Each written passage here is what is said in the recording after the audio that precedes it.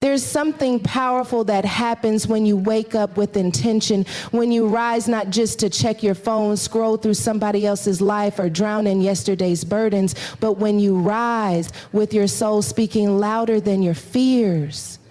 See, the enemy wants you to wake up and immediately start doubting yourself, questioning your worth, and feeling behind. But baby, what would happen if you were the first voice to shape your day? What would happen if you looked in the mirror and prophesied to yourself? Sometimes you've got to be your own preacher, your own encourager, your own reminder that you are still becoming. I came to speak to the version of you that feels tired before the day begins. To the woman who's showing up, holding it together, but secretly wondering, will today be any different? I came for the man who's been fighting battles in silence, showing strength on the outside, but struggling to breathe on the inside. Let me tell you something. Your words carry weight. Your declarations can build the very atmosphere you need to thrive. Heaven is voice activated. So if the enemy has been attacking your voice, it's because he's afraid of what happens when you use it. So today, I'm going to give you 12 powerful things to speak over yourself every morning. Not empty affirmations, not fluffy motivation. These are weapons. These are seeds. These are divine reminders to your spirit, your mind, and your circumstances that you are not just waking up. You're rising up. Get ready to shift the temperature in your room. Get ready to disturb the lies that tried to settle in your soul overnight. Because when you speak the right words over your life, the enemy has no choice but to back down. I am not behind. I am right on time for what God has prepared for me. That sentence is more than a motivational quote. It is a lifeline when everything in your life seems delayed, detoured, or even denied. When you wake up and look around and see others racing ahead, posting highlight reels, announcing milestones, and stepping into rooms you've been praying to even stand outside of, the enemy will whisper that you're late, that you missed it, that somehow, somewhere, you took too long, messed up too much, or weren't chosen fast enough. But baby, God does not operate on human timelines. His schedule is not controlled by earthly clocks. And what he has for you has already been marked with your name and sealed in his perfect timing. Every delay wasn't denial, it was divine. Every pause wasn't punishment, it was preparation. See, God knows the weight of the calling he placed on your life. He knows what you need to develop before you walk into it. He knows what still needs healing, what still needs pruning, what still needs revelation.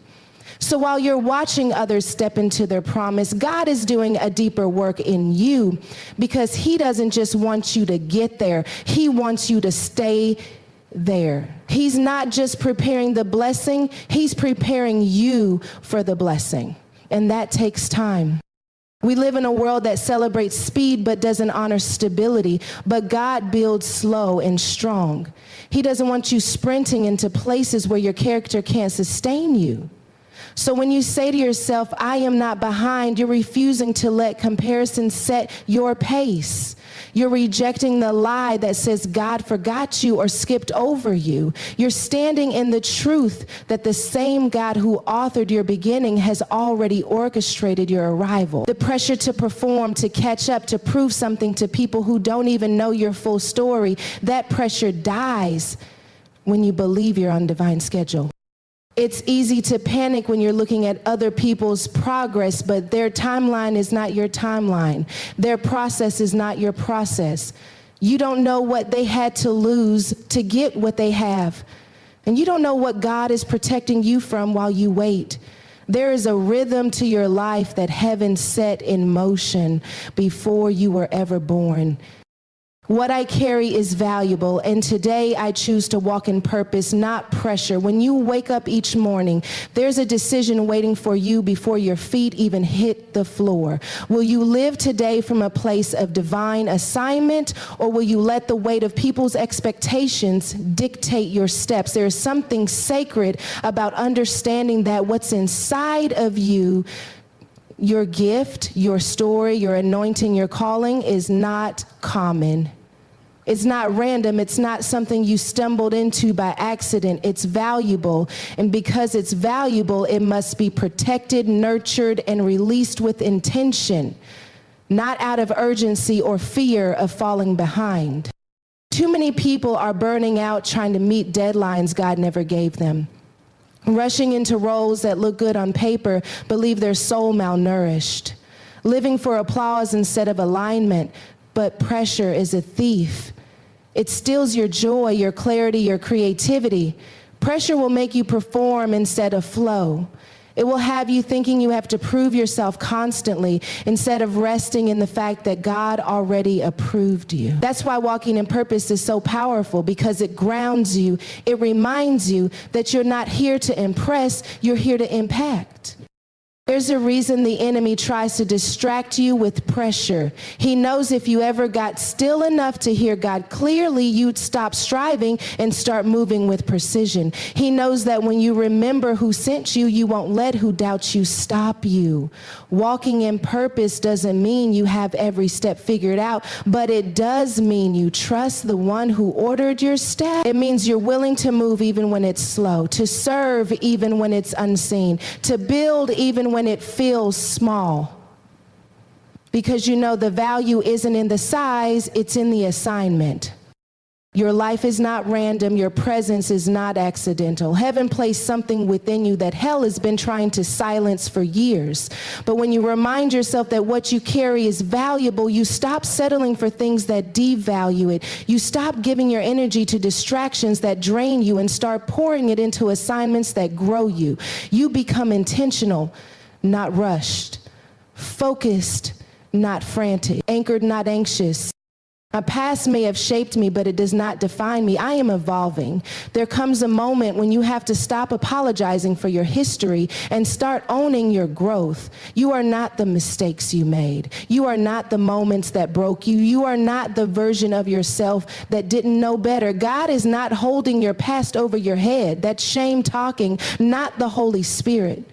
The same hands that pulled you out are the same hands that are molding you now. You don't have to stay stuck in the stories of who you used to be when God is writing a new chapter with every breath you take. The past is a teacher, not a prison. Yes, it left marks. Yes, it left lessons, but those lessons were meant to lift you, not label you. The enemy would love for you to believe that because you did something wrong, you can't become something right, but heaven doesn't cancel purpose based on brokenness. God specializes in using the least likely, the most flawed, the most overlooked. So every time that old voice tries to rise up and remind you of where you've been, you've got to rise up louder and declare who you're becoming. There is power in understanding that you're evolving. It means you're not bound to yesterday's patterns. It means you're not limited by what didn't work out. It means you're not disqualified by what you didn't know back then. Evolving means you can walk in the room and not shrink just because you used to be the version of yourself that was insecure, bitter, or broken. It means you can show up in spaces where people remember your struggle and still stand in your strength. As God didn't just redeem your life, He's reintroducing you to it. The journey of becoming is not always pretty. There will be moments when you feel the pull of your past and the pressure of your potential colliding at the same time. But even in that tension, there is transformation. You have the authority to outgrow who you were. You have the permission to heal, to rise, to forgive yourself, to start again. You don't need validation to evolve. You need vision. You need the faith to believe that where you're going is far more important than where you've been. Peace is my portion, and I refuse to entertain what disrupts it. There comes a time when you've cried too long, worried too much, and tolerated too many draining conversations that left your soul exhausted.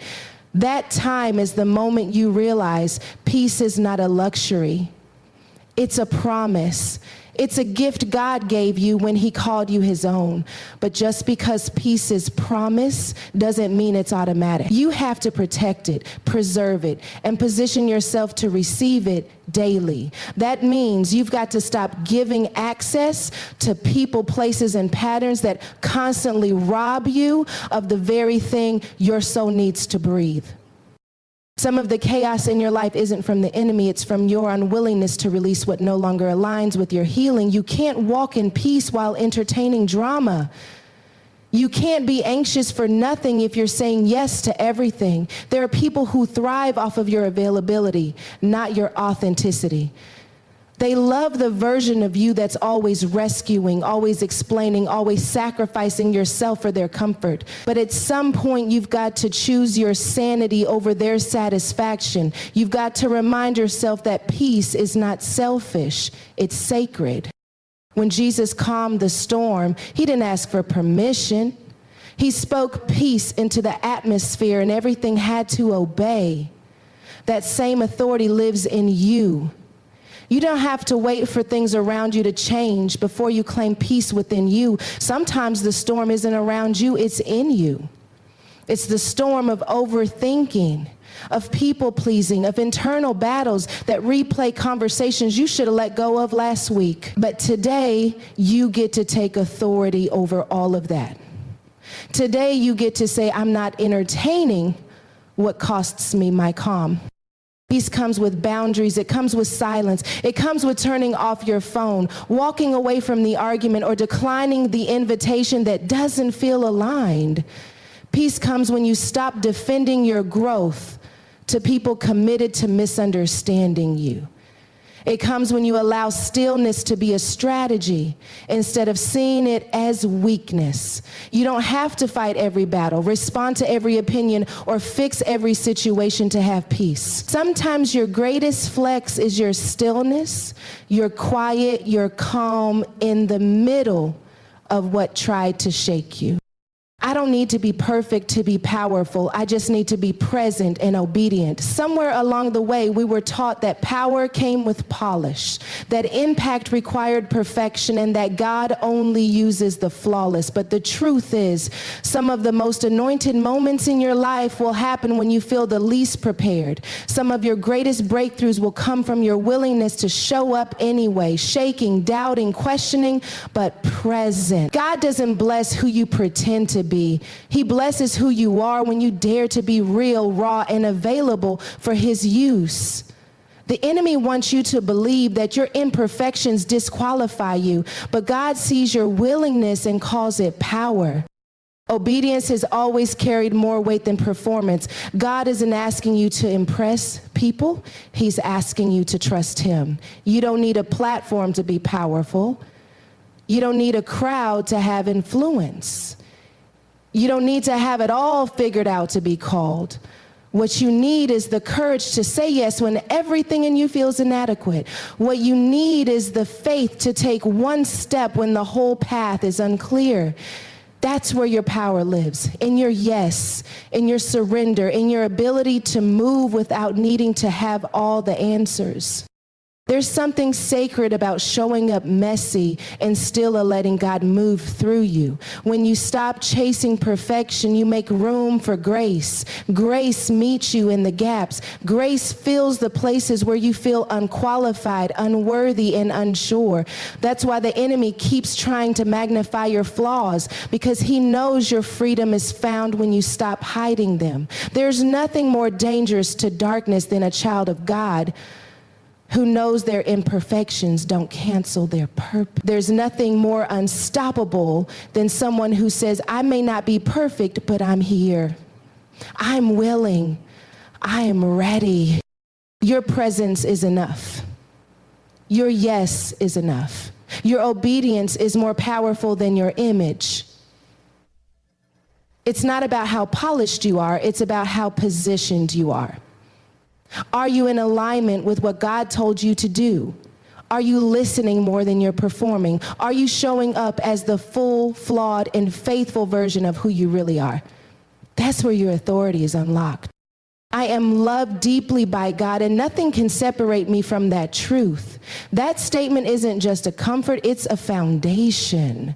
Because when life gets loud and circumstances feel unstable, you need something unshakable to stand on.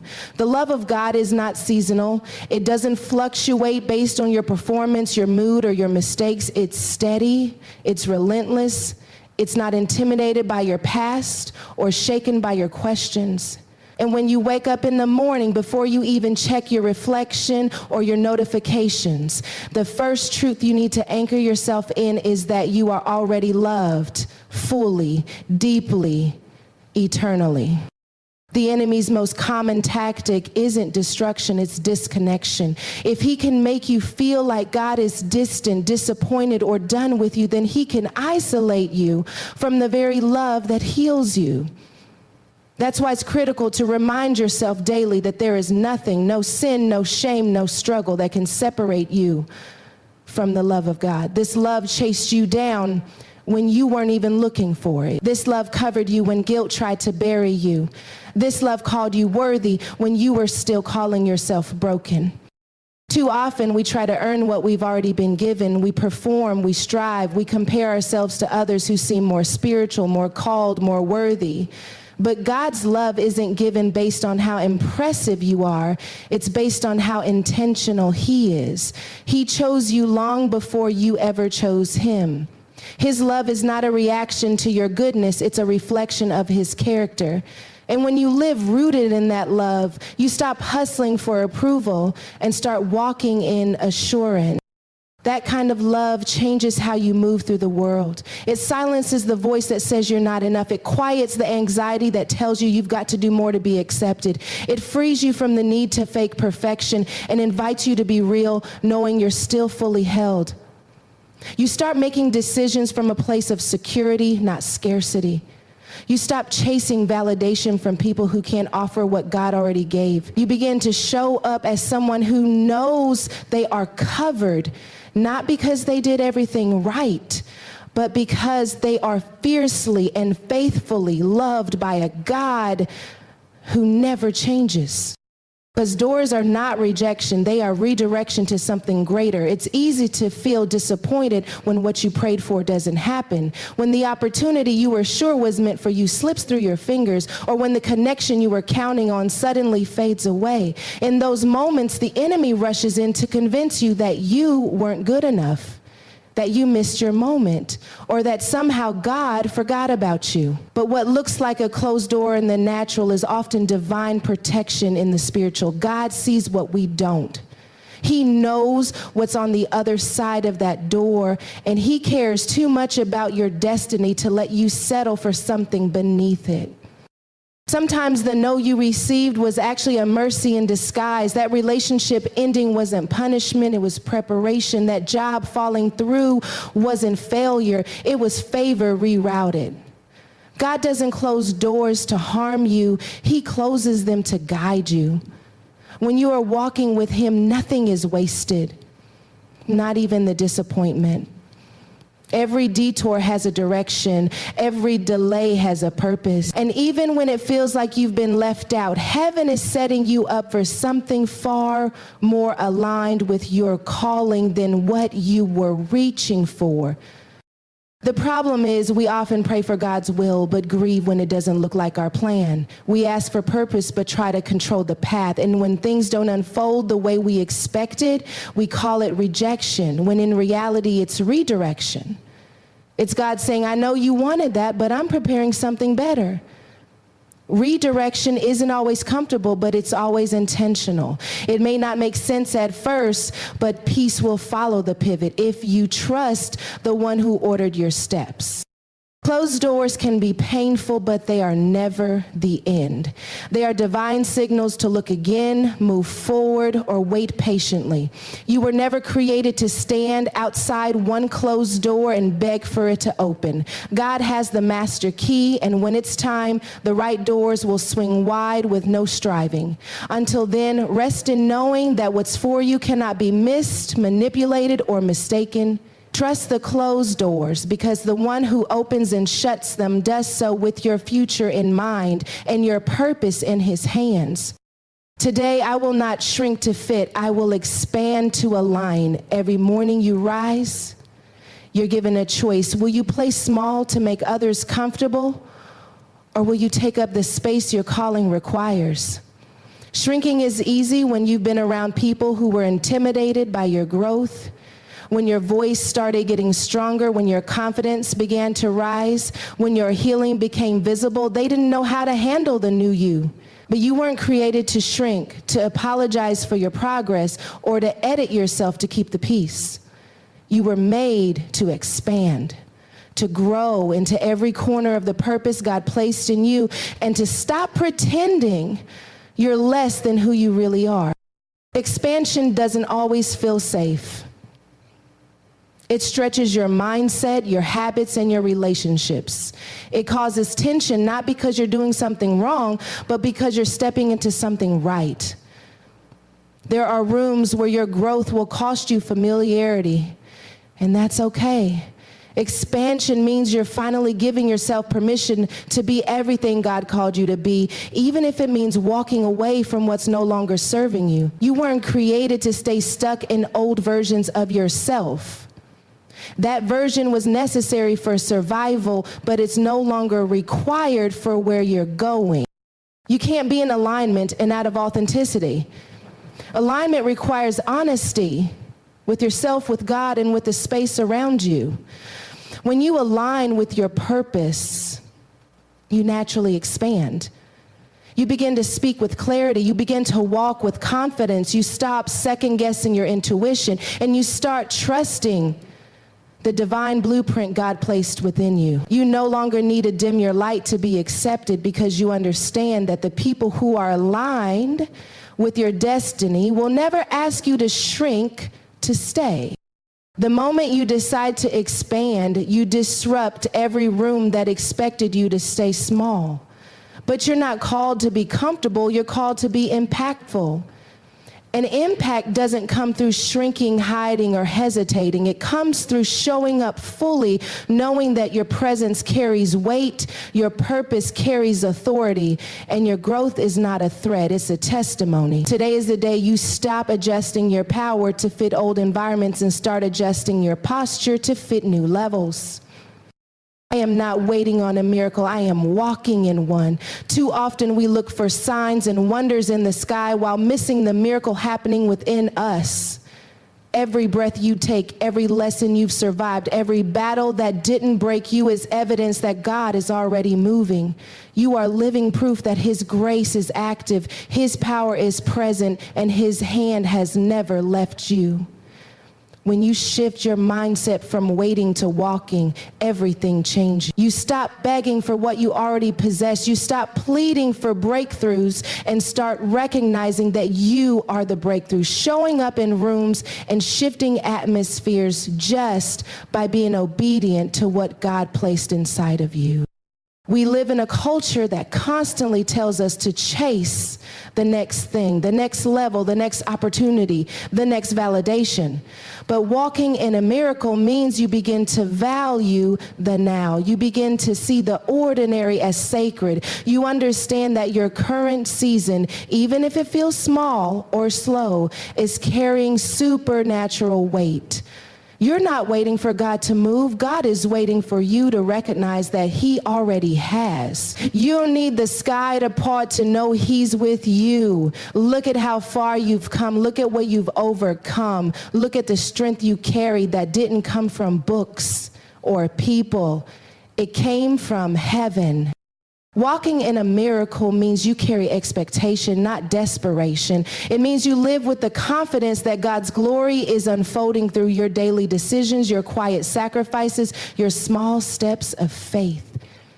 It means you no longer need external confirmation to believe you're called.